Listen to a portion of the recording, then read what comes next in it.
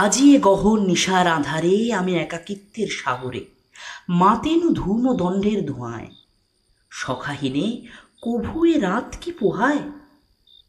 রাতে নিজের ঘরে খোলা জানালার সামনে চেয়ার এনে বসে আছি আর মনে মনে এসব উদ্ভট কবিতা ভাবছি। একাকিত্বের কারণ একটাই, আমার অভিন্ন হৃদয় বন্ধুবর সপত্নীক বৌঠানের দাদার বাড়ি গেছেন গত 3 দিন হলো। বৌঠানের দাদার বাড়িতে পাড়ার এক খুব পুরনো কালী মন্দিরে পূজা উপলক্ষে কিছু একটা অনুষ্ঠান আছে। বিয়ের পর তার একটা ইচ্ছে যে আমরা অন্তত একবার গিয়ে সেই অনুষ্ঠানে সামিল হই।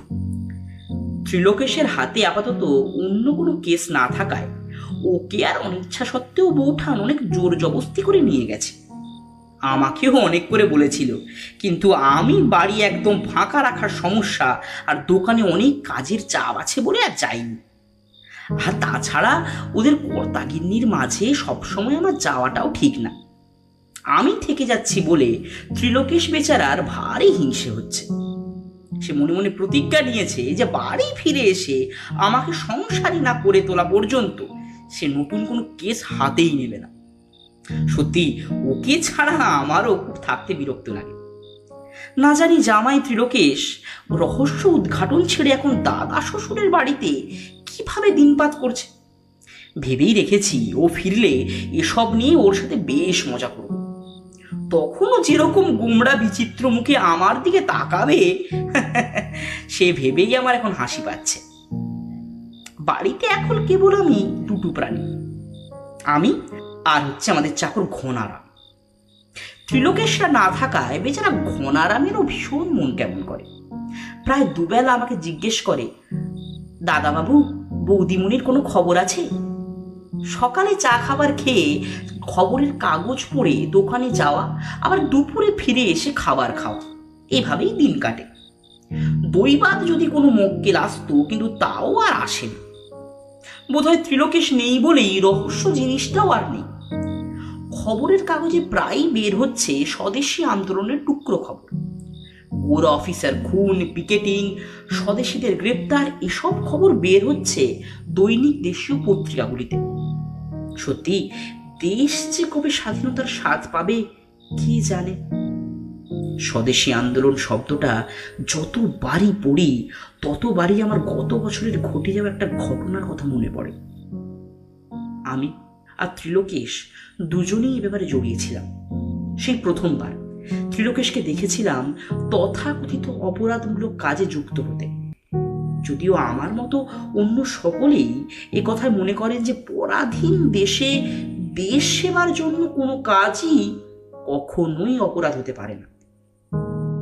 ত্রিলোকেশকে নিয়ে আমার অনেক গল্পই বিভিন্ন পত্রিকায় ও বই আকারে প্রকাশ হচ্ছে, কিন্তু আমি চাইনি এই গল্প আজকের এই পরাধীন ভারতে সকলের সামনে আসুক।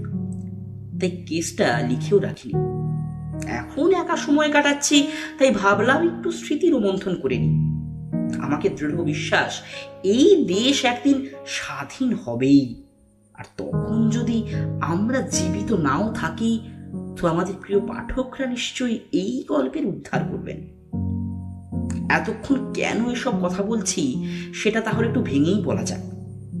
কি হয়েছিল আমাদের সাথে যা আজ না প্রকাশ পাওয়াই শ্রেয় বলে আমি মনে করি।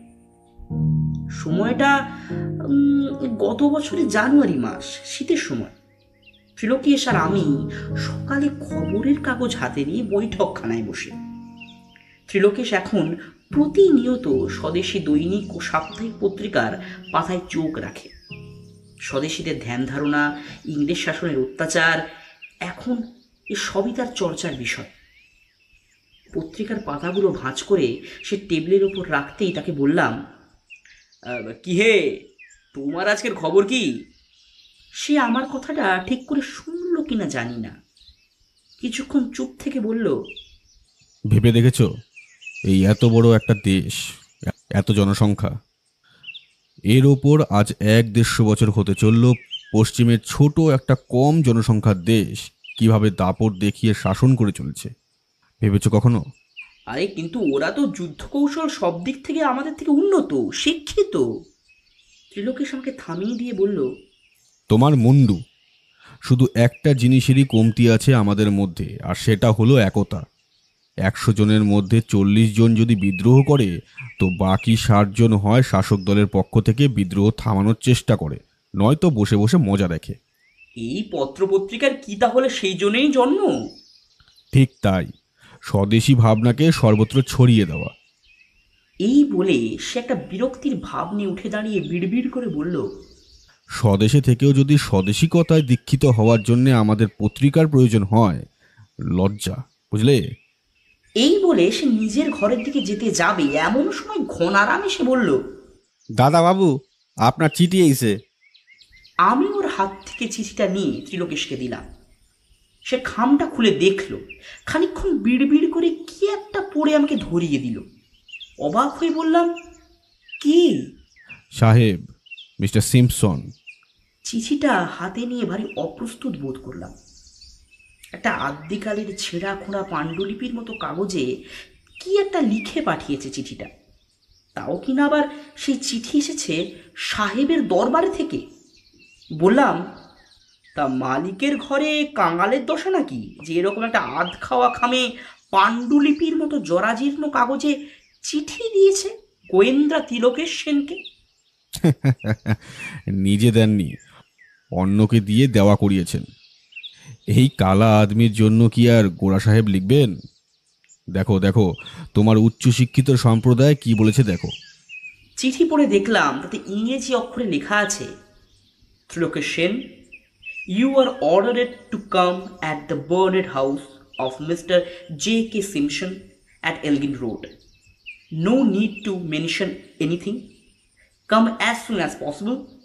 It's King's order from office of Mr. Simpson, Bond House. আমি চিঠিটা ভাঁজ করতে করতে বললাম, দেওয়া করিয়েছেন মানে? ত্রিলোকেশ একটা সিগারেট ধরিয়ে ধোয়ার কুণ্ডলি ছেড়ে বলল, চিঠিটা সদ্য আজ সকালেই লেখা। কালির গন্ধ এখনো বেশ বোঝা যাচ্ছে। সস্তার কালি সাহেব ব্যবহার করেন না। আর তুমি হাতের লেখা দেখেই বুঝতে পারছো এটা সাহেবদের লেখা নয়, ভারতীয়ের লেখা। চাকরির জন্য মালিককে খাটতে দেওয়া যায় না সাধারণত। নিজেদের দরকারি ডাকবে, তাও আবার হেও করে। তা যাবে নাকি? ত্রিলোকেশ প্রথমটা কি ভাবলো, তারপর বলল, চলো ঘুরে আসি। পেশার খাতিরে সাহায্য করার কথা ভেবে দেখব, তবে দেশের ক্ষতি করে নয়। দেখা যাক বাবুর কি প্রয়োজন। আমরা চটপট পোশাক বদলে গায়ে চাদর জড়িয়ে রওনা দিলাম। ইরাবতী কদিনের জন্য দাদার বাড়ি যাওয়ায় ঘনরামকে বলে রাখলাম দুপুরের রান্নাটা একটু পরে চাপাতে, আসতে দেরি হতে পারে। বাইরে বেরিয়ে দেখলাম খুব সুন্দর রোদ উঠেছে। শীতের সকালে নরম রোদের এই আমেজটাই আলাদা। ত্রিলোকেশকে সে কথা বলতেই সে হেসে বলল, তা যা বলেছ, তবে আমেজ কতক্ষণ থাকে সেটাই দেখার। বড় রাস্তার মোড়ে উঠতেই রতনের দোকানের সামনে গরম কচুরির গন্ধ নাকে এলো। পেটের খিদেটা সঙ্গে সঙ্গে যেন কোথা থেকে উড়ে এসে জুড়ে বসলো। ত্রিলোকেশ একবার জোরে নাক টেনে বলল, আহা, রতনটা খাসা গন্ধ ছড়িয়েছে বলতে হবে। চলো হয়ে শীতের আমেজটা গরম কচুরি দিয়ে পরিতৃপ্ত করা যাক। তা সাহেবের বাড়ি যাবে না? ত্রিলোকেশ তাচ্ছিল্যের সুরেই বলল, যাব তো। মালিকের আদেশ পালন করাই যে চাকরের ধর্ম। তবে কি জানো তো, খালি পেটে ধর্ম হয় না। অতএব তোমার খেতে না হয় তুমি দাঁড়াও, আমি পেট পুজো করে আসি। এই বলে ত্রিলোকেশ হন হন করে এগিয়ে চলল। আমারও যে লোভ লাগছিল তা নয়, তাই ত্রিলোকেশের পিছু নিলাম। দুটো শালপাতার ঠোঙায় গরম গরম 4টে করে কচুরি আর ছোলার ডাল নিয়ে আমরা বসলাম বাইরের বেঞ্চে। মিঠে রোদ গায়ে মেখে গরম কচুরিতে ডাল মাখিয়ে পরম কামড় দিয়ে যে চরম সুখটা হলো, আহা! অক্ষয় হোক রতনের কচুরির দোকান। তবে আমেজ বেশিক্ষণ থাকলো না। একটা বিশ্রী কাণ্ড ঘটে গেল চোখের সামনে। আমরা যেখানে বসেছিলাম ত্রিলোকেশের পাশেই বসে চায়ের কাপের চুমুক দিচ্ছিল একটা বছর 22-এর ছোকরা। ছোকরার চেহারা কিরকম যেন একটা পাকলাটে গোছের। মাথায় উস্কো খুস্কো চুল, গায়ে ধুলোবালি ছাই মাখা, পরনের জামা কাপড়ও ছেঁড়া। ওভাবে বেঞ্চে বসে চা খেতে না দেখলে আমি অন্তত একে ভিখেরি না হয়ে পাগল বলেই ভাবতাম। ত্রিলোকেশের অবশ্য এ বিষয়ে নির্বিকার। সে সব দিকে একবার দৃষ্টি বুলিয়ে সব দেখে নিয়ে নিজের খাবারই মন দিয়েছে। আমাদের ঠিক উল্টো দিকে একজন ভদ্রলোক এসে বসলেন বেঞ্চে। মুখে কালো গোঁফদাড়ি, চোখে একটা রোদ চশমা আর মাথায় একটা পাগড়ি, যাতে খুব সম্ভব পাঞ্জাবি হবেই। রতন তা বুঝতে পেরে বলল, क्या लोगे साहब? পাঞ্জাবি ভদ্রলোক একবার গোঁফটা পাকিয়ে অদ্ভুতভাবে আমাদের দিকে তাকিয়ে বলল, हम अरे हमको इधर छोले भटूरे मिलेगा क्या? जी नहीं साहब, वो तो नहीं मिलेगा, लेकिन आप हमारी बंगाली कचौरी लीजिए ना, बहुत अच्छा बनाते हैं हम। পাঞ্জাবি লোকটা একটা বিরক্তির ভাব এনে বলল, आह ओ, ठीक है अरे वही दे दो 2-4 पीस। লোকটার আচরণ কিরকম যেন অদ্ভুত ঠেকলো আমার কাছে। ত্রিলোকেশ দেখলাম আর চোখে সেদিকেই তাকিয়ে কচুরিতে কামড় দিচ্ছে। সামনে রাস্তায় এক সময় টুংটাং করে ঘণ্টাধ্বনির শব্দে ঘুরে তাকালাম। হাতে বড় টিনের ক্যান নিয়ে হাত মুখ ঢেকে হকার বেরিয়েছে, বোধহয় মিহিদানা বিক্রি করতে। এর পোশাক আদব কায়দাও কিরকম যেন একটা অদ্ভুত, সবার মধ্যে কিরকম যেন একটা গোপনীয়তা ভাব। হঠাৎ ত্রিলোকেশের পাশের সেই ভিখিরি গোছের ছেলেটা তড়িঘড়ি করে উঠে গিয়ে দাঁড়ালো মিহিদানা বাবুর কাছে। মিহিদানা বাবু টিনের ক্যান নামিয়ে টিন খুলে সেখান থেকে মিহিদানা বের করছে। একটা কাগজের ঠোঙা নিজের পকেট থেকে বের করে সেটাই ভরে নিয়ে এলো ছোকরার দিকে। ছোকরা সেটা হাতে নিয়ে টাকা বের করে দিতে যাবে, আচমকা আমাদের সামনে সেই পাঞ্জাবি ভদ্রলোক কচুরির থালাটা পাশে রেখে পকেট থেকে একটা হুইসেল বের করে বার দুয়েক বাজিয়ে ছুটে গেল ছোকরার দিকে। ছোকরা আর মিহিদানা বাবু দুজনেই এদিকে ওরা চমকে উঠে সামনের দিকে ছুটে লাগালো। তারা মোটে 3-4 পা এগিয়েছে, এমন সময় পাঞ্জাবি ভদ্রলোকের জামার পকেট থেকে বন্দুকের নল বেরিয়ে এসে দুম দুম শব্দে দুবার গর্জে উঠল। ঘটনার আকস্মিকতায় আমি উঠতে যাবো এমন সময় ত্রিলোকেশ আমাকে হাত ধরে চেপে বসিয়ে দিয়ে বলল, ওঠো না রণজিৎ, এখানেই চুপ করে বসে থাকো। দেখলাম সে ছোকরা আর মিহিদানা বাবু দুজনেই হুমড়ি খেয়ে পড়েছে রাস্তার উপর। সাথে সাথে কোথা থেকে আরো 8-10 জন লোক ওরকম মাথায় পাকড়ি পরা ঘিরে ধরলো গোটা জায়গাটা। দুটো পুলিশের গাড়ি এসে দাঁড়ালো কোথা থেকে। মুখ দিয়ে চিৎকার করে দুটো অপশব্দ বের করে সেই পাঞ্জাবি ভদ্রলোক ছোকরা আর মিহিদানা বাবুকে গাড়িতে তুলে গাড়ি হাঁকিয়ে চলে গেল। সিনেমা দৃশ্যের মতোই গোটা ব্যাপারটা বসে দেখা ছাড়া আমাদের আর কিছুই করার ছিল না। দোকানের ভাড়া মিটিয়ে বাইরে এসে ত্রিলোকেশকে বললাম, এই ব্যাপারটা কি হলো বলো তো ভাই। ত্রিলোকেশ একটা সিগারেট ধরিয়ে বলল, বুঝলে না, স্বদেশি পাকড়াও হলো। ওই ছোকরা আর মিহিদানা ওরা স্বদেশি দলের লোক। খবর চালাচালি করার জন্য এমন অদ্ভুত পোশাক, আদব কায়দা, ছদ্মবেশ। মিহিদানা বেচার নাম করে কাগজের ঠোঙ্গায় খবর লিখে ছড়িয়ে দেওয়ার চেষ্টা ছিল। আর ওই পাঞ্জাবি ভদ্রলোক? ওটা একটা ভার, নামেই ছদ্মবেশ। ওর মুখের ভাষার টানটাই বলে দিচ্ছিল ও পাঞ্জাবি নয়, বাঙালি। ওকে যে কেউ দেখে বলে দেবে ও বাঙালির ছদ্মবেশ নিয়ে এসেছে। ও ব্রিটিশ পোষণ প্রাপ্ত পুলিশের লোক। ওরাই তো ঘরশত্রু বিভীষণ। ছোকরা যে কেন ওকে চিনতে পারল না, যাক ছাড়ো, তাড়াতাড়ি চলো এবার যাওয়া যাক। আজ এরাও পক্ষে থাকলে দেশটা স্বাধীন হয়ে যেত। হাঁটতে হাঁটতে একবার ঘুরে তাকালাম পেছনের দিকে। রাস্তার উপর ওই দিকটায় তখনও চাপচাপ রক্ত পড়ে আছে। গোলাগুলির আঘাতের চিহ্ন। পরাধীন ভারতের স্বাধীনতা রক্ত দিয়ে লেখা হবে, কোনো সন্দেহ নেই। ত্রিলোকেশ রাস্তার উল্টো দিক থেকে আসা একটা ট্যাক্সি দাঁড় করিয়ে সিমসন সাহেবের বাড়ির ঠিকানা বলে আমাকে নিয়ে উঠে বসল। গাড়িতে বসে তাকে বললাম, কি ব্যাপার বলো তো, তোমাকে ডাকার কারণ কি হতে পারে? স্বদেশিরাই হয়তো তার সমস্যার কারণ, আর সেটারই সমাধান করতে চান তিনি। চিঠি লেখার ধরন দেখে তাই অনুমান হয়। সমস্যাটা সেখানে গিয়েই দেখা যাবে।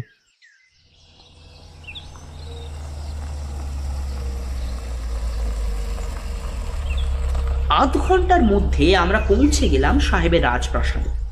বিশাল বাড়ির ফটকের সামনে এসে গাড়ি দাঁড় করাতেই আমরা নামলাম। ত্রিলোকেশ আমাকে এগিয়ে যেতে বলে ভাড়া মেটাতে গেল। আমি প্রাসাদ সম বাড়িটা হাঁ করে দেখতে দেখতে এগিয়ে যেতে যেতে হঠাৎ সামনে কিছু একটাতে বাধা পেয়ে সোজা তাকালাম। দেখি সেটা একটা রাইফেলের নোল। আমার প্রায় বুকে ঠেকিয়ে দাঁড়িয়ে দারোয়ান, যাতে মারোয়ারি বলে মনে হলো। সে ভারী গলায় বলল, खड़ा আছেন, इधर की काम। सिम्पसन साहब को जाके बताओ, वो हमें आने के लिए बुलाया है। আমি কিছু বলবার আগেই পেছন থেকে ত্রিলোকেশ বলতে বলতে এগিয়ে এলো। कौन है आप?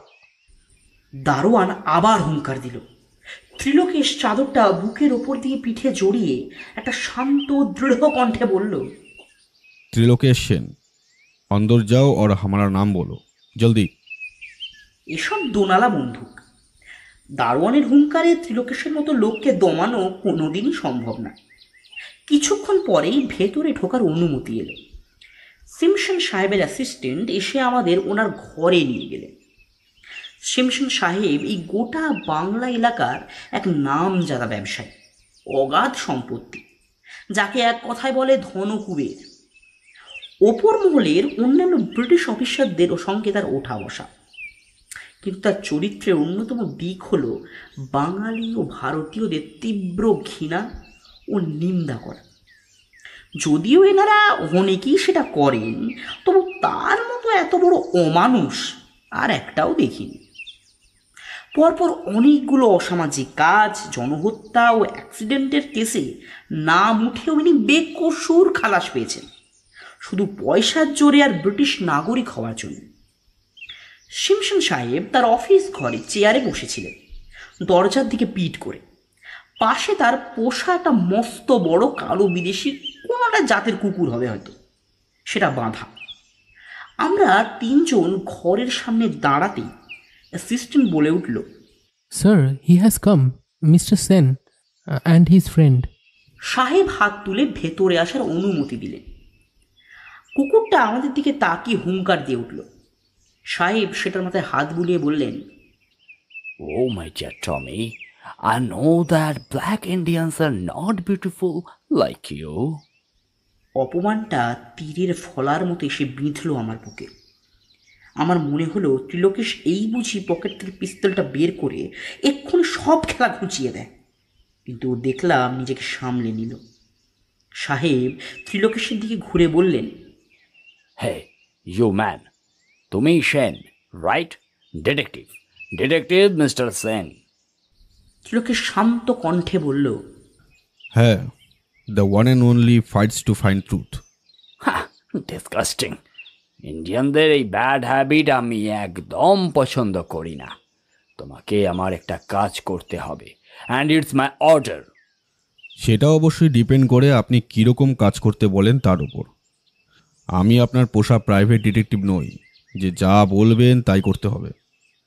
বলুন কি কাজ। সাহেব রাগত চোখে খানিকক্ষণ আমাদের দিকে তাকিয়েছিলেন, তারপর একটা চুরুট ধরিয়ে বললেন, তুমি জানো যে আমি একজন সাকসেসফুল বিজনেসম্যান। এই অগাধ সম্পত্তি, টাকা সব আমার। শুধু একটা প্রাইভেট বিজনেস আমি করি, যেটা এখন আমি তোমাদের বলতে চলেছি। এই ঘরের বাইরে এটা নিয়ে যেন কোনো ডিসকাশন না হয়, না হলে that will be not good for you. বিজনেসটা হলো ইন্ডিগো, তোমাদের ভাষায় যাকে নীল চাষ বলে। কিন্তু সে তো অনেক আগে।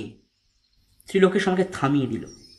সাহেব বলে চললেন, সাউথ বেঙ্গলে কিছু অংশে নীল চাষ থেকে যা প্রোডাকশন হয় তা সব ঠিকঠাকভাবে কালেক্ট করে আমার ম্যানেজার ক্যালকাটা পোর্টে পাঠায় এক্সপোর্ট করার জন্য। আর 6-8 মাস হলো এই বিজনেসে লস হচ্ছে। কারা যেন এই ফ্যাক্টরি থেকে পোর্টে যাওয়ার পথে সব ট্রাক লুট করছে, ডিস্ট্রয় করছে। সেটা তোমাদের এই ইলিটারেট কান্ট্রির পিপলেরই কাজ। আমি চাই তুমি এই কেসের দায়িত্ব নাও আর সব কটাকে আমার সামনে ধরে এনে হাজির করো। ত্রিলোকেশ পকেট থেকে একটা সিগারেট বের করে সেটা ধরিয়ে পরপর দুটো ধোঁয়ার রিং ছেড়ে এক প্রকার ব্যঙ্গের সুরেই বললেন, সিমসন সাহেব, আপনার এত সম্পত্তি, উপর মহলে নানা লোকের সাথে আপনার ওঠা বসা, আর আপনি আমার সাহায্য চাইছেন, তাও আবার ইন্ডিয়ানদের ধরতে। সিমসন সাহেব খানিকক্ষণ চুপ থেকে একটা চুরুট নিঃশেষ করে চেয়ার ছেড়ে উঠে বললেন, এটা কনফিডেন্সিয়াল, সব কথা বলা যায় না। আর আমি কাকে কি বলবো, that's completely my choice. You have to work for me. যত মানি লাগে আমি সব দেব। I will not. You scoundrel, তুমি আমার অর্ডার ইগনোর করছো। ডেভিড সিমসনের order. Do not forget that I am the ruler. And you don't forget, this is our country. ত্রিলোকেশের জবাব যেন এক মুহূর্তের জন্য সাহেবকে কাঁপিয়ে দিল। বিরূপ পরিস্থিতিতে পড়েও সেটাকে নিজের নিয়ন্ত্রণে চালনা করার ক্ষমতা ত্রিলোকেশের মধ্যে আমি বহুবার দেখেছি। আজও তার ব্যতিক্রম ঘটল না। প্রবল উত্তেজনায় শীতের মধ্যেও সাহেবের কপালে ঘামের বিন্দু দেখা দিল। ত্রিলোকেশ কিন্তু অদ্ভুত রকমের শান্ত। সে আবার বলল, আপনি অন্যায় করছেন আর তার ফল ভোগ করছেন, এখানে আমার কিছু করার নেই। আর আমার দেশপ্রেমিক দেশবাসীদের বিরুদ্ধে গিয়ে সত্য উদ্ঘাটন আমার ধর্ম নয়। I think you have got your answer. Goodbye. এই বলে ত্রিলোকেশ দরজার দিকে পা বাড়াতেই সাহেব হেসে বললেন, তোমার ফ্যামিলি আছে না? বি কেয়ারফুল, এখনো সময় আছে। ভাবো, মানি আর life. This will be your last mistake, mister Sen. Trilokesh সাহেবের দিকে ঘুরে দাঁড়ালো। সিগারেট টেনে দুবার ধোঁয়ার রিং ছেড়ে শান্তভাবে বলল, my life is my country. Challenge accepted, mister Simpson. চলে এসো রণজিৎ।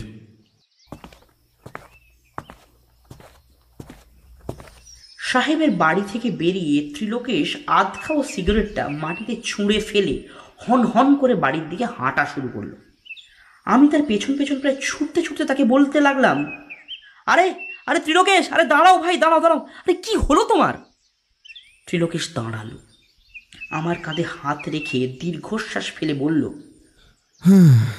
রণজিৎ, জীবনে সত্যের উদ্ঘাটন করেছি, অনেক খুনি অপরাধীদের ধরেছি, কিন্তু চোখের সামনে এত বড় অমানুষ অপরাধীরা আমার দেশকে কুক্ষিগত করে শোষণ করছে, আর আমি গোয়েন্দা ত্রিলোকেশ সেন হাতের ওপর হাত রেখে বসে আছি। কিচ্ছু করতে পারছি না রণজিৎ, কিচ্ছু না। এই রক্ত মাংসের দানবগুলোর হাতে পড়ে নিজের দেশবাসীর বিরুদ্ধেই দাঁড়াতে হচ্ছে, এটা জানার পরেও যে তারা যেটা করছে সেটা কখনোই অধর্ম নয়। সেদিন ত্রিলোকেশকে সত্যিই অন্যরকম লেগেছিল। সে অপরাধীদের পেছনে ছুটে বেরিয়েছে সত্য অন্বেষণ করা গোয়েন্দা নয়, সে বিপ্লব মনস্ক ত্রিলোকেশ সেন, যে আর 5 জন স্বদেশী বিপ্লবীর মতোই ব্রিটিশ শাসনের গোলামি মানতে নারাজ। পরদিন সকালে আর এক অদ্ভুত কাণ্ড ঘটল।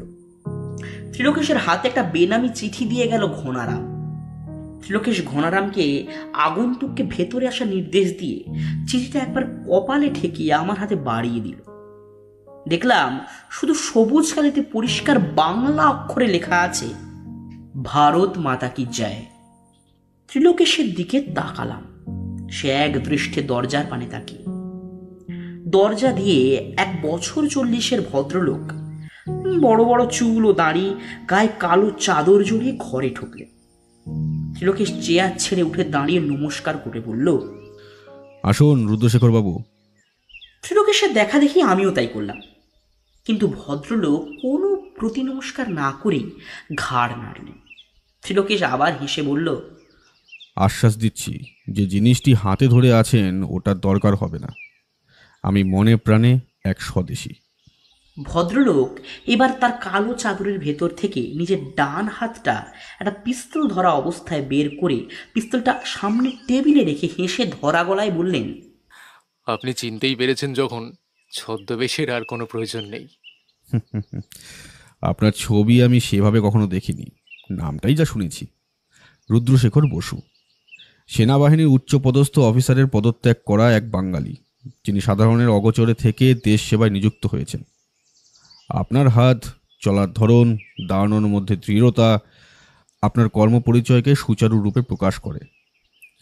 আর পরচুলার ওপর গোফের রেখাটা একটু সামান্য সরে গেছে, ওটা নকল। আপনার সমস্যা না থাকলে নির্ভয়ে খুলতে পারেন। ত্রিলোকেশের দৃষ্টির সামনে যে রুদ্রশেখরবাবু এভাবে ধরা পড়ে যাবেন তা বোধহয় আশা করেন। যাই হোক, তক্ষুনি তার সমস্ত বড় বড় চুলদাড়ি গোঁফ খুলে ফেলতেই ভেতর থেকে দেশের জন্য উৎসর্গীকৃত এক সৈনিক বেরিয়ে এলো। মাথায় ছোট করে ছাঁটা কদম ছাট চুল, বলিষ্ঠ ব্যক্তিত্বের তার মুখের মধ্যে ফুটে উঠেছে।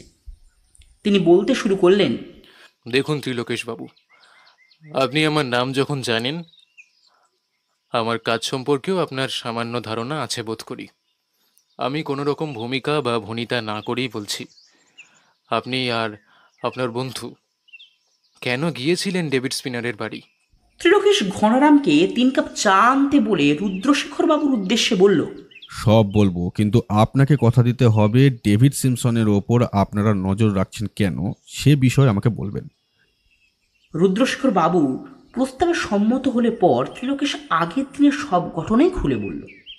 রুদ্রশেখর বাবু সবটা শুনে কিছুক্ষণ চুপ করে রইলেন।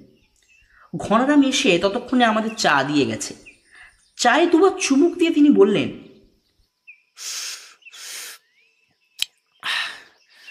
তা আপনি কি এটা জানেন যে স্পিনারের এই ব্যবসার ক্ষতির পেছনে কার হাত আছে? আপনি আসার আগে অবধি এটুকু বুঝেছিলাম যে এসব স্বদেশীদের কাজ। এখন এটাও বুঝতে পারছি তারা আপনার দলের লোক।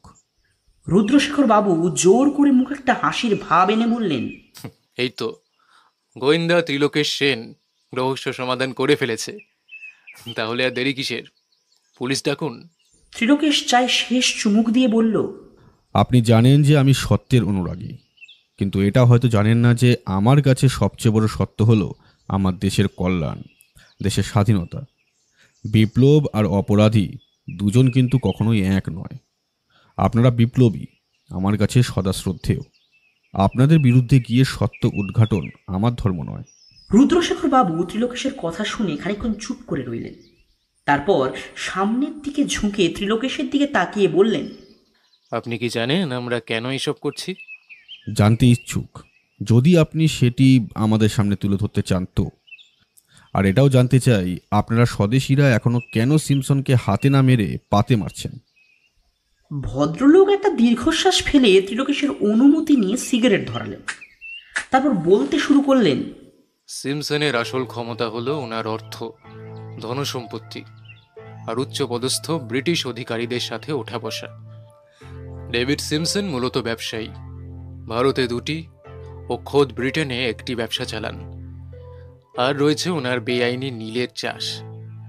কিন্তু এসবের পেছনে ওই লোকটা একটা নরপিশাচ। যত কথাই ওর ব্যাপারে বলি না কেন কম হয়ে যাবে। এনার মতো একটা জঘন্য নিকৃষ্ট সাহেব কটা দেখেছি আমি জানি না। দেশের মানুষকে মানুষ বলে মনেই করেন না। স্বদেশী হত্যা, স্বদেশী নারীদের সম্মানহানি, বিভিন্ন স্থানে মন্দির ধ্বংস করে সেখানে চার্চ তৈরি, হিন্দু বাচ্চা ছেলে মেয়েদের অপহরণ করে তাদের জোর করে খ্রিস্টান করার চেষ্টা থেকে শুরু করে নানান রকম অত্যাচারমূলক কাজে নাম রয়েছে এই লোকটার। অর্থের জোরে এবং নিজের ব্রিটিশ হওয়ার সুবিধার্থে নিজে বেকসুর খালাস পেয়েছেন আর অনেক নির্দোষ মানুষকে কারাগারে ঢুকিয়েছেন। আপনারা দেখেছেন নিশ্চয়ই যে সিমসন সাহেব বাংলা বলতে পারেন না।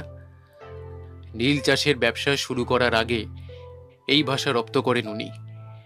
আর অদ্ভুত কৌশলে সাধারণ মানুষের সাথে কথা বলে তাদের নিজের ব্যবসায় লাগাতে শুরু করেন এবং শুরু হয় লোক ঠকানোর খেলা। এ বিষয়ে সরকারের কাছে সিমসনের বিরুদ্ধে অনেক অভিযোগ এসেছে, কিন্তু সেটা সাহেবের অর্থের জোরেই হোক, উপযুক্ত প্রমাণের অভাবেই হোক বা সাহেব হওয়ার জন্যই হোক, ওনার বিচার হয়নি। দক্ষিণ বাংলার নীল চাষীদের ওপর অকথ্য অত্যাচার চালিয়েছে এই সাহেব। এই ব্রিটিশরা নিজেদের আইন বানিয়েছে দেশ চালানোর জন্য নয়, নিজেরাই নিজেদের অপরাধের সাজা পাওয়ার হাত থেকে বাঁচানোর জন্য। অনেক চেষ্টা করেছি এই শয়তান সিমসনকে মেরে ফেলার, কিন্তু ঠিক কখনো না কখনো কোনো না কোনোভাবে কেন জানি না তিনি রেহাই পেয়ে যাচ্ছেন। আমার বিপ্লবী দলের এখন একটাই লক্ষ্য, ডেভিড সিমসন। দক্ষিণ বাংলার সাধারণ মানুষের সামনে এক প্রকার ত্রাস হয়ে উঠেছেন এই ডেভিড সিমসন। আমি আর ত্রিলোকেশ এতক্ষণ তন্ময় হয়ে সব শুনছিলাম। ত্রিলোকেশ সবটা শোনার পর কিছুক্ষণ কি যেন ওটা ভাবলো, তারপর চেয়ার ছেড়ে উঠে দাঁড়িয়ে একটা সিগারেট ধরিয়ে ঘরের চারপাশে পায়চারি করতে করতে বলল, ওনার চরিত্রের নমুনা কিছুটা ওনার সাথে দেখা করতে গিয়েই বুঝেছি। শুধু একটা কথা বলবো, আপনারা যদি আমার কথা শুনে চলেন তো সাপও মরবে আর লাঠিও ভাঙবে না। সিমসন সাহেব মৃত, কিন্তু এর পেছনে কে আছে কেউ জানতেও পারবে না। ত্রিলোকেশ, তুমি কি চাইছো বলো তো? সেটাই যেটা মহাভারতে স্বয়ং ভগবান শ্রীকৃষ্ণ করেছিলেন। বলের দ্বারা যখন পরাস্ত করা সম্ভব নয়, তখন তো ছলের আশ্রয় নিতে হবে। বুঝলে রণজিৎ, ছলনার আশ্রয় যদি ধর্ম হয়, তবে ছলনা করাটাও অবশ্যই ধর্ম। আপনি কি করবেন বলে ঠিক করেছেন? আমি কিছু করব না, করবেন আপনি আর আপনার দলের লোক। তবে মনে রাখবেন, যদি ধরা পড়তে না চান তো যেভাবে বলবো ঠিক সেভাবেই কাজ করবেন। বলুন রাজি? কিছু মনে করবেন না ত্রিলোকেশ বাবু, বুঝতেই পারছেন তো আমরা স্বদেশীরা কিন্তু বিশ্বাসঘাতক। আর ত্রিলোকেশ তাকে মাঝপথে থামিয়ে দিল। তারপর আমাদের দুজনকে হতবাক করে দিয়ে রুদ্রশেখর বাবুর কাছে গিয়ে তার ধুতির খুঁটের পেছন দিক থেকে একটি ছোরা বের করে আনল। আমরা কেউ কিছু বলার আগেই ও সেই ছোরা দিয়ে নিজের ডান হাতের বুড়ো আঙুলের ডগাটা সামান্য কেটে রক্ত বের করল। ফিনকি দিয়ে বেরিয়ে আসা রক্ত রুদ্রশেখর বাবুর দেওয়া সেই ভারত মাতা লেখার কাগজটায় লাগিয়ে দিয়ে বলিষ্ঠ কণ্ঠে বলে উঠল, রুদ্রশেখর বাবু, আমার দেশ মাতার কোলে আমার জন্ম, আর সেই মায়ের সেবাই আমার কাছে একমাত্র সত্য, একমাত্র ধর্ম। গোয়েন্দা ত্রিলোকেশ সেন এক কথার মানুষ, বাকিটা ভেবে দেখুন কি করবেন। রুদ্রশেখর বাবু উঠে দাঁড়িয়ে বললেন, বলুন, কবে আসবো আপনার কাছে? আসতে হবে না, ঠিকানা দিয়ে দিন, আমি চলে যাব আপনার কাছে। ঠিকানা দিয়ে ধন্যবাদ জ্ঞাপন করে রুদ্রশেখর বাবু চলে গেলেন। ত্রিলোকেশ কাটা জায়গার রক্তটা মুছছিল। আমি তাকে বললাম, এই যে ত্রিলোকেশ, তুমি যেটা করেছো ভেবে করেছো তো? দেখো, ইংরেজ সরকারের বিরুদ্ধে গিয়ে এরকম রাঘব বোয়ালকে ধরা না পড়ে কোনো রকম প্রমাণ ছাড়াই মারার পরিকল্পনা, হ্যাঁ, এটা কি সম্ভব? স্বদেশী বিপ্লবীদের কাজই তো এরকম, শুধু তারা ধরা পড়তে ভয় পায় না। তাছাড়া খুনি অপরাধী কি আর কম ধরলাম? তাদের থেকে কি আর কম কিছু শিখেছি? আজ না হয় এই গোয়েন্দা একজন তথাকথিত অপরাধীর ভূমিকা পালন করলো। ত্রিলোকেশের সাথে আমার এবারের যাত্রা আমার নিঃসন্দেহে অন্যরকম হতে চলেছে। রহস্য উদ্ঘাটন করা আর রহস্য তৈরি করা দুটো অনুভূতি যে কিরকম তা পদে পদে অনুধাবন করেছি। এই ঘটনার পর থেকে ত্রিলোকেশ সপ্তাহে 2-3 দিন করে রুদ্রশেখর বাবুর গোপন ডেরায় যেত বিভিন্ন ছদ্মবেশ ধরে। অবশ্য আমাকে নিয়ে যেত না, আমার কাজ ছিল শুধু ওর ছদ্মবেশ তৈরি করে দেওয়া। 2-3 সপ্তাহ এরকম চলার পর ত্রিলোকেশ আমাকে একদিন বলল, আগামী শনিবার সিমসন সাহেবের ওপর শনির দৃষ্টি পড়বে। তা ভালো, এটুকুই বা আমাকে আর বলতে গেলে কেন? সবকিছু তো লুকিয়ে গেছো। আমি রাগ করেছি বুঝে সে বলল, ওহে সাহিত্যিক, তোমাকে যে আমার সাথে বড় কার্য সাধনে নামতে হবে, সেটা ঠান্ডা মাথার কাজ। এরকম রেগে গেলে হবে? তা মাথা ঠান্ডা করার জন্য কিছু তো একটা অন্তত বলো। এতটাই অন্ধকারে রাখছো যখন, তখন আমাকে সঙ্গে নিলে তোমার হিতে বিপরীত হবে। তা তুমি ভুল কিছু বলনি। আচ্ছা বেশ, তাহলে তোমাকে বলি শোনো। সিমসন সাহেব যে কত বড় অত্যাচারী ও অর্থ পিচাস তা আমাদের ধারণারও বাইরে থাকতো যদি না রুদ্রশেখর বাবুর সাথে আমাদের পরিচয় হতো। রুদ্রশেখর বাবুর দলের সাথে কথা বলে জানতে পারি ওনারা সাহেবকে মারার অনেক চেষ্টা করেছেন অনেক দিন থেকেই, কিন্তু প্রতিবার কোনো না কোনো কারণে সাহেব বেঁচে যাচ্ছে। দক্ষিণবঙ্গের বিস্তীর্ণ অঞ্চলের মধ্যে সাহেব এখনও চাষিদের দিয়ে নীল চাষ করান এবং প্রায়শই তাদের ওপর অত্যাচার চালান। স্বভাব দোষও রয়েছে ওনা যথেষ্ট। ফসল থেকে ঠিকঠাক আয় না হলে চাষিকে মারধর ও পরিবারের মহিলাদের অপমান করতেও দ্বিধাবোধ করেন না। অসামাজিক অনেক কাজের পেছনেই এনার হাত আছে, তা তো আমরা আগেই জেনেছি। শুধুমাত্র এই একটা নাম ডেভিড সিমসনের ভয়ে লোকজন স্বদেশী কাজকর্ম করার কথা ভাবতেও পারে না। আমাদের এখন একটাই লক্ষ্য, সিমসনকে রাস্তা থেকে সরানো। তার জন্য কি করবে বলে ঠিক করেছো? রহস্যময় খুন, কেউ খুঁজেও পাবে না, কিছু জানতেও পারবে না। সিমসনের পেছনে চল লাগিয়ে জানা গেছে সাহেবের গণিকালয়ে যাওয়ার অভ্যাস রয়েছে, সাথে মদ্যপান, নাইট ক্লাব এসব তো আছে। বুঝলে রণজিৎ, সোজা আঙ্গুলে ঘি না উঠলে আঙ্গুল বাঁকাতে হবে। সাহেবকে সম্পূর্ণ একা আলাদা করে আনতে হবে, আর সেটার কাজই করব আমি আর তুমি। সেটা কিভাবে? সাহেবের কাছে চিঠি পাঠাও, ওনার গোয়েন্দাগিরির প্রস্তাবে আমি রাজি হয়েছি। আমার মত আমি বদলেছি এবং ওনার সাথে এ নিয়ে কথা বলতে চাই। আমি আমার ব্যবহারের জন্য খুবই লজ্জিত। তারপর সেখানে গিয়ে আসল নাটক শুরু হবে। স্যামসন সাহেবের অ্যাসিস্ট্যান্টকে তুমি নানান কথায় ভুলিয়ে রেখে ওনাকে আমাদের থেকে দূরে রাখবে। বাকি কাজ আমি সিমসন সাহেবের অফিসে বসে সেরে নেব। আজকের মধ্যেই চিঠিটা পাঠিয়ে দিও, কেমন? আমি একবার বাইরে গেলাম। ত্রিলোকেশের কথা মতো সব কাজই হলো। সাহেবকে চিঠি পাঠানো হলো। সাহেবও সম্মত হয়ে আমাদের ওর বাড়িতে দেখা করতে বললেন। ত্রিলোকেশ আমাকে বলেই রেখেছিল যে অ্যাসিস্ট্যান্টকে কথাবার্তায় ভুলিয়ে সাহেবের থেকে দূরে রাখতে। আমি সেটাই করলাম। ত্রিলোকেশ অফিস ঘরে সাহেবের সাথে বসে তার কাছে কাজ সারল। বাড়ি ফিরে এসে ওকে জিজ্ঞাসা করেছিলাম, এই সাহেবের সাথে কি কথা হলো? কিছু না, জাস্ট আমার কেসের ব্যাপারে রাজি হওয়ার কথা বললাম। ওনাকে সব রকম সাহায্য করার কথা বললাম, আর বললাম আমার আপনার কথা একটু গোপন রাখতে। ওনার অ্যাসিস্ট্যান্ট যেন এসব না জানতে পারেন। আর কি? সাহেবকে আমন্ত্রণ করলাম মদ্যপান ও একটু আমোদ প্রমোদের জন্য। ওনার মতো এরকম ব্যক্তি যে আমার শরণাপন্ন হয়েছে, আমি এতেই ধন্য। তবে সাহেবকে একাই আসতে হবে। তদন্তের ব্যাপারে বেশি লোককে না জড়ানোই ভালো, নইলে যে ফাঁদ পাততে সমস্যা হয়। ত্রিলোকেশের পরিকল্পনা মতো সব কাজই চলেছিল। সাহেবের অনুমতিতেই আমরা ওনার সাথে নাইট ক্লাবে গেলাম, তবে সেটাও সাহেবই ছদ্মবেশে। লক্ষ্য একটাই, সাহেবের নেশা একটু চড়িয়ে দিয়ে তাকে যজ্ঞবেদীর সামনে নিয়ে যাওয়া। আহুতি দেওয়ার লোক সেখানে প্রস্তুত হয়েই আছে। তদন্তের ব্যাপারে কথা বলতে বলতে সাহেব যে ত্রিলোকেশের সাথে ভাব জমিয়ে ফেলেছেন তাতে আর কোনো সন্দেহ নেই।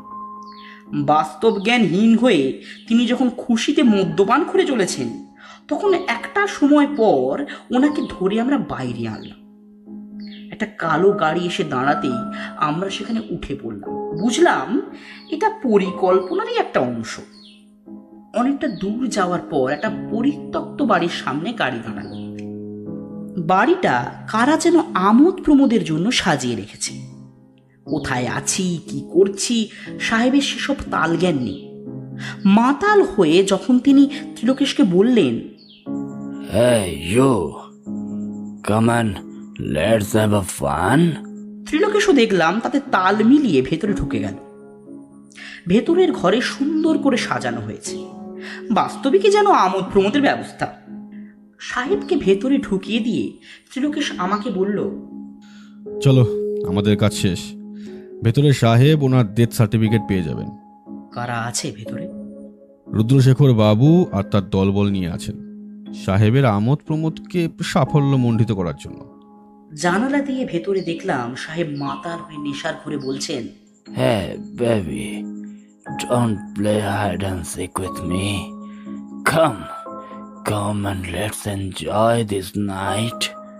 ত্রিলোকেশ পকেট থেকে ছোটটা হুইসেল বের করে বাজাতেই সাথে সাথে সাহেবকে চারধার থেকে ঘিরে ফেললো বন্দুকধারী স্বদেশীর দল। সাহেবের নেশার কামনার ঘোর এক ঝটকায় কেটে গেল। তিনি বুঝতে পারলেন যে কোন বিপদের সামনে তিনি পড়েছেন। নেশাতুর গলায় তিনি চিৎকার করলেন, Hey, are you man? Put the gun. It's my order. Put the gun. Send. Hey, detective, send. কিন্তু সাহেবের কোনো কথার জবাব দেওয়ার প্রয়োজন বোধ করল না কেউ। কোন রকম ভূমিকা ছাড়াই পরপর গুলির শব্দ হলো, আর সাহেবের নিথর দেহ লুটিয়ে পড়ল মাটিতে। রাবণ বধের পালা শেষ হল। ত্রিলোকেশ আমাকে বলল, চলো, এদিকটা ওনারা সামলে নেবেন, বাড়ি ফেরা যাক, একটা কাজ বাকি আছে। বাড়ি ফিরে ত্রিলোকেশ কাকে একটা টেলিফোন করলো। আমি অবাক হয়ে বললাম, কাকে ফোন করলে? সাহেবের অ্যাসিস্ট্যান্টকে। জানা ছিল উনি জানেন কি না সাহেব কোথায় গেছেন। সাহেব যা হোক আমার কথা শুনে ব্যাপারটা গোপন রেখেছেন। ওনার অ্যাসিস্ট্যান্ট এসব জানেন না। যদি জানতো তাহলে কি করতে? বললাম আমি অসুস্থতার কারণে বেরোতে পারিনি। সাহেবের ফোনে অনেকবার ট্রাই করেও পাইনি, তাই সাহেবের সাথে আজ দেখা করতে পারবো না। উনি যেন আমার জন্য অপেক্ষা না করেন। 2-1 দিন পর সাহেবের নিখোঁজ হওয়ার খবর কাগজে এসেছিল। সাহেবের গাড়ি নাইট ক্লাবের সামনে পাওয়া গেলেও সাহেবকে পাওয়া যায়নি। বুঝলাম খুনের পর সাহেবের দেহ রাতারাতি লোপাট করে ফেলা হয়েছে। ত্রিলোকেশকে তদন্তের ভার দেওয়া হলে উল্টে সেই জবানবন্দিতে সাহেবের সব অপরাধ, বেআইনি ব্যবসায় তাকে নিয়োগ করার কথা জানিয়ে দেয়। তথ্যের সত্যতা প্রমাণের পর এ খবর জানাজানি হলে দেশের মানুষের মধ্যে খুব আরো ছড়িয়ে পড়বে আশঙ্কা করেই সরকার এই কেস অমীমাংসিত রেখে দেয়। কিছুদিন পরের ঘটনা, আমি আর ত্রিলোকেশ বসার ঘরে সোফায় বসে। আমি পুরনো একটা কেস লিখতে ব্যস্ত, আর ত্রিলোকেশ চোখ রেখেছে স্বদেশী পত্রিকায়। এমন সময় ত্রিলোকেশের কাছে একটা চিঠি আর উপহার স্বরূপ একটা দেশি পিস্তল এলো। ঘনারাম জানালো কেউ নাকি খুব ভোরে এসে ত্রিলোকেশের নাম করে এটা দিয়ে গেছে। বুঝলাম এটা নিঃসন্দেহে স্বদেশীদের কাজ। সেটা রুদ্রশেখর বাবুর দেওয়া। চিঠিটা ত্রিলোকেশ মনে মনে পড়ে আমার দিকে বাড়িয়ে দিল। দেখলাম চিঠিতে লেখা, প্রিয় গোয়েন্দা ত্রিলোকেশ সেন, স্বদেশী আন্দোলনে আপনার এই অবদান আমরা ভুলব না। ইতি ভারত মাতার সৈন্য সন্তান। চিঠি রেখে একটা দীর্ঘ নিঃশ্বাস ফেলে তাকালাম। মনের মধ্যে কিরকম যেন একটা স্বস্তি বোধ হচ্ছিল। মানুষরূপী পিশাচগুলোকে বোধ হয় এমন শাস্তি দেওয়াটাও অনেক কম। ত্রিলোকেশ হাসতে হাসতে পিস্তলটা ঘুরিয়ে ফিরে দেখছিল। আমি তাকে প্রশ্ন করলাম, আচ্ছা, তুমি যদি এই কেসে যুক্ত না থাকতে, আর ধরো সরকারের নির্দেশে তুমি এর তদন্ত করতে, তাহলে তুমি কিভাবে এর সমাধান করতে? গোয়েন্দারা সাধারণত অপরাধীর অপরাধ করার সময় ফেলে যাওয়া সূত্র ধরে তদন্ত করে, কিন্তু যে কাজ কোনো অপরাধী নয় সেখানে কিসের সূত্র আর কিসেরই বা সত্য অন্বেষণ? রণজিৎ, হতে পারি আমি সত্যকে খুঁজে বেড়াই, তবে দেশের জন্য প্রয়োজনে প্রাণ দিতেও পারি, প্রাণ নিতেও পারি।